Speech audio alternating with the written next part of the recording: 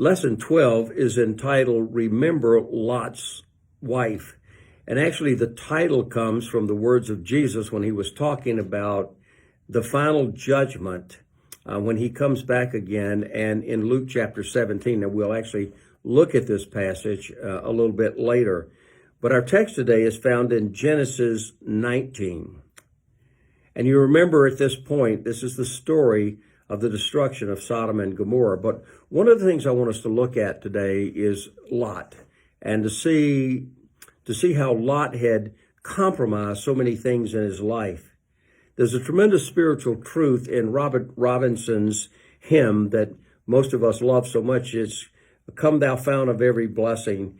And one of the stanzas says, "Oh, to grace, how great a debtor daily I'm constrained to be.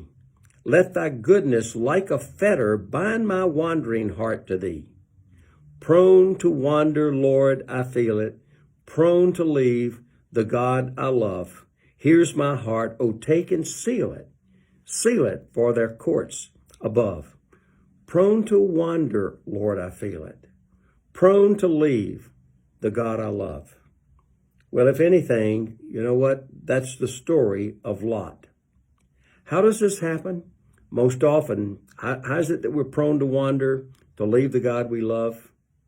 It normally comes through a series of compromises. It's really sad to see how many Christians there are who, through their compromises, lack spiritual power, and some even suffer terrible consequences and losses as a result of their choices. Well, today we're going to look at one of the greatest examples of this in all of Scripture. We're going to look at it in light of Lot. And I'm going to read the opening part, and I will tell you, this is a very troubling passage of Scripture. But this is from Genesis 19. The two angels, now remember, they had left Abraham and they had gone to Sodom now. So the two angels arrived at Sodom in the evening, and Lot was sitting in the gateway of the city. When he saw them, he got up to meet them and bowed down with his face to the ground. "My lords," he said, "please turn aside to your servant's house. You can wash your feet and spend the night and then go on your way early in the morning." "No," they answered, "we will spend the night in the square." But he insisted strongly that they go with him, and entered his house. He prepared a meal for them, baking bread without yeast, and they ate. Before they had gone to bed, all the men from every part of the city of Sodom, both young and old, surrounded the house. They called to Lot, "Where are the men who came to you tonight? Bring them out to us so that we can have sex with them." Gives you some picture of how exceedingly wicked this city was. Lot went outside to meet them and shut the door behind him and said, "No, my friends, don't do this wicked thing. Look, I have 2 daughters who have never slept with a man. Let me bring them out to you, and you can do what you like with them. But don't do anything to these men, for they have come under the protection of my roof." Unbelievable, isn't it? "Get out of our way," they replied. And they said, "This fellow came here as an alien, and now he wants to play the judge. We'll treat you worse than them." They kept bringing pressure on Lot and moved toward breaking the door down. But the men inside reached out, the 2 angels, and pulled Lot back into the house and shut the door. Then they struck the men who were at the door of the house, young and old, with blindness so that they could not find the door. The 2 men said to Lot, "Do you have anyone else here, sons-in-law, sons or daughters, or anyone else in the city who belongs to you? Get them out of here, because we're going to destroy this place. The outcry to the Lord against its people is so great that he has sent us to destroy it." So Lot went out and spoke to his sons-in-law, who were pledged to marry his daughters. He said, "Hurry and get out of this place, because the Lord is about to destroy the city." But his sons-in-law thought he was kidding. With the coming of dawn, the angels urged Lot, saying, "Hurry, take your wife and your 2 daughters here who are here, and you will be swept away when the city is punished." When he hesitated, can you believe he hesitated? When he hesitated, the men grasped his hand. They drug him out of the city, and the hands of his wife and 2 daughters, and led them safely out of the city, for the Lord was merciful to him. You see God's mercy again here. As soon as they had brought them out, one of them said, "Flee for your lives. Don't look back. Don't stop anywhere in the plain. Flee to the mountains, or you will be swept away." But Lot said to them, "Oh, no, my lords, please. Your servant has found favor in your eyes, and you have shown great kindness to me in sparing my life. But I can't flee to the mountains. This disaster will overtake me, and I'll die. Look, here is a town near enough to run to, and it's small. Let me flee to it. It's very small, isn't it? Then my life will be spared." He said to him, "Very well, I will grant this request to you. I will not overthrow the town you speak of, but flee there quickly, because I cannot do anything until you reach it." And that is why the town was called Zoar. By the time Lot reached Zoar, the sun had risen over the land, and then the Lord rained down burning sulfur on Sodom and Gomorrah from the Lord out of the heavens. Well, a very troubling passage. And the first thing we want to look at is Lot, because Lot is an example of a half-hearted Christian. I mean, if we want to put it in those terms. It's interesting that in spite of what I just read about his daughters, the New Testament called Lot a righteous man. In other words, he had been a man of faith. But there was a problem, and the problem was he wasn't fully committed. You see, we're warned in Scripture that we're not to be conformed to this world, and yet Lot had been conformed. And we're told not to love the world or the things in the world. Well, the problem was Lot had a great love for his possessions, and he even had a love for the city that he had come to live in now. He had a knowledge of God, and he wanted fellowship with God. But you know what his problem was? He wanted the world too. And it's impossible to have both. You cannot serve God and mammon, Jesus said. Well, how in the world does it happen that Lot is now in this predicament that he's in? Earlier, in one of our earlier lessons, I pointed this out to you and showed you what I called Lot's downhill slide. In other words, a regression in his spiritual life. And you begin to see what happened through a series of compromises. In Genesis 13, we're told that Lot first looked toward Sodom. He was not content with the life God had given him with Abraham, and so he wanted more. He wanted something more exciting, so he looked toward Sodom. And by the way, it wasn't a casual look. He looked with longing toward Sodom. That was the Hebrew word that's used there.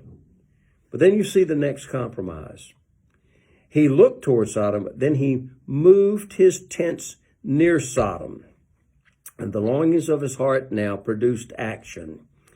And as he did, he looked and he moved near. And I'm sure he would have said, now, I'm just moving near the city. There are a lot of benefits of living near there. I know that it's a wicked place and we're not going to live there. I'm sure that's probably what was in his head. But then when you get to chapter 14, the next compromise had taken place. He now lived in Sodom. Do you see that? A series of small compromises. They seem small at the time. But then follow this. When you get to this chapter that we're in, where is Lot now? Did you notice verse 1? He's sitting at the gate of Sodom. Now, what's so significant about that? That was the place of prominence. It was the place where the elders, the leaders of the city sat. What does this mean? It means now Lot had become part of the system. He had now been conformed to the ways of Sodom. He had come to love the city. There's a wonderful quote that's actually written in your study guide, but I do want to read it from J.C. Ryle's book on holiness as he talks about this very account. And this is what he wrote. Genuine faith is often hard to detect. Here was an upright citizen, hospitable and generous, a leader of the community who was a judge. meaning that he would screen out wickedness from his town and advise on good living. He knew truth and justice, righteousness and evil. He was nicknamed the censor. Yet in spite of his denunciation of the lifestyle of his people, he preferred the good life of their society. He preferred living comfortably in the city to living in the hills, where there might be no filthy living, but no good life either. The hour of truth came when the Lord interrupted his life. His true loyalty was revealed as godly, but in the process, his past hypocrisy was uncovered. The saint had pitched his tent near the evil city, but the evil city had controlled his life. Oh, he was moral. He knew great, great evil when he saw it. He opposed sodomy and homosexuality. Ironically, though, he would sacrifice his daughter's virginity to fend off the vice of evil men. He would escape the judgment by the grace of God, but his heart had become part of the world. His wife was just too attracted to the city to follow the call of grace, and his daughters were not uncomfortable with the immorality of their father. Hypocrisy was revealed by the visitation from on high. As long as the Lord left him alone, he would hold his faith but live in Sodom. But ultimately, he could not have both. Sodom would destroy him if the Lord did not destroy Sodom. Very strong words. Well, the Lord did destroy Sodom, and we see it as the angels came there. The angels came to destroy the city. And again, there's evidence of, when you look at this, as I read it to you a few minutes ago, you get evidence of the exceedingly grave wickedness of the city. I mean, the men of the city came to Lot's house for the angels. Now, Lot is one of the city's leaders who knew it was dangerous for these visitors to spend the night in the city square, and so he urged them to come to his house.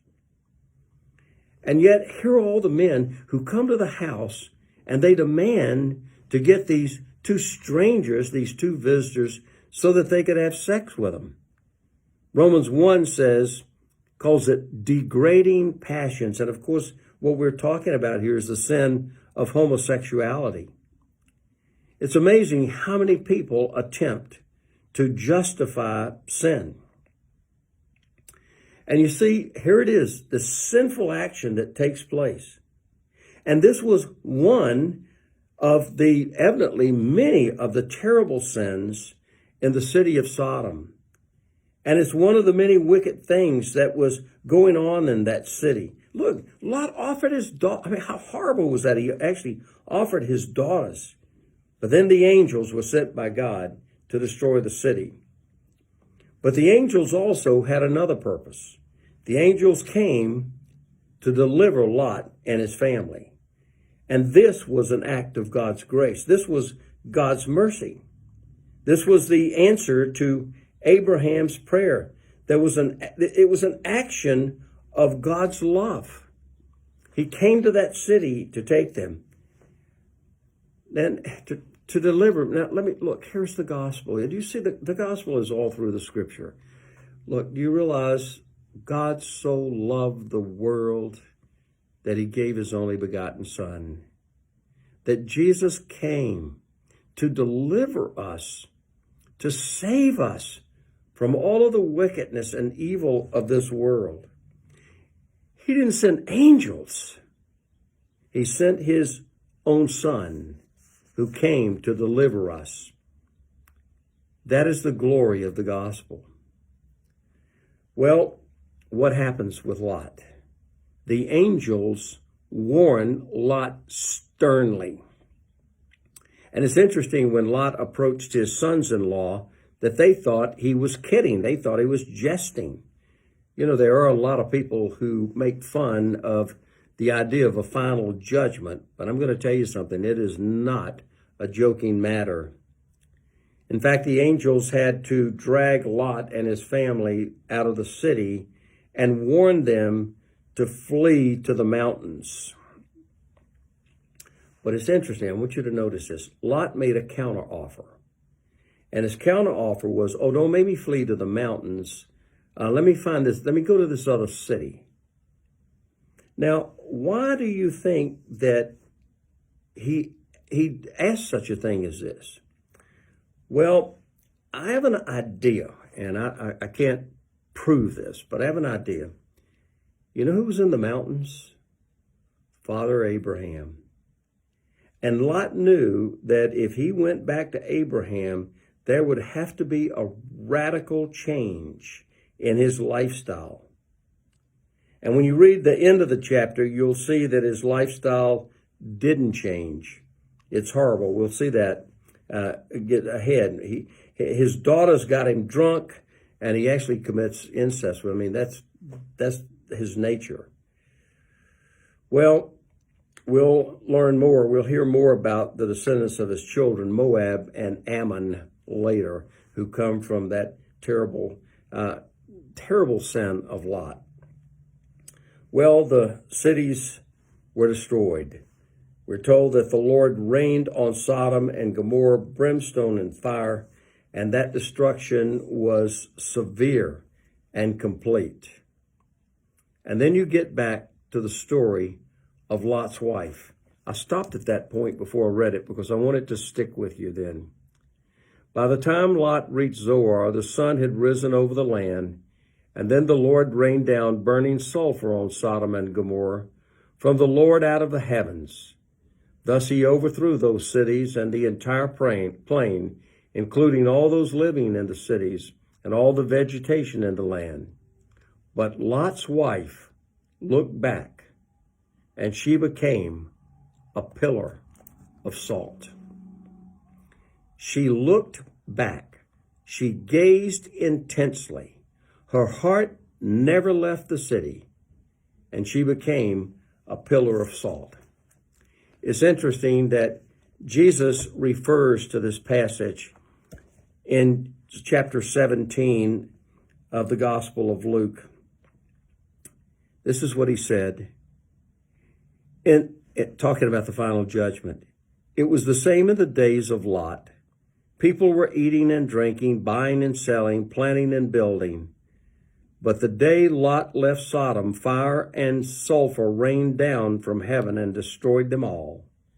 It will be just like that on the day when the Son of Man is revealed.